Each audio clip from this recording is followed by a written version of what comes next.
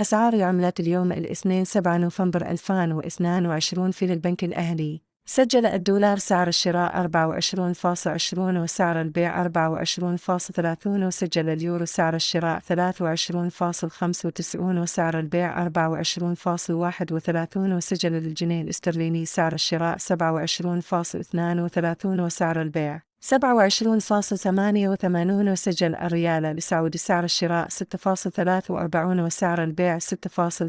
وسجل الدرهم الإماراتي سعر الشراء 6.59 وسعر البيع 6.61 وسجلت أسعار العملات اليوم في بنك مصر. سجل الدولار سعر الشراء 24.20 وسعر البيع 24.30 وسجل اليورو سعر الشراء 23.95 وسعر البيع 24.31 وسجل الجنيه الاسترليني سعر الشراء 27.32 وسعر البيع 27.87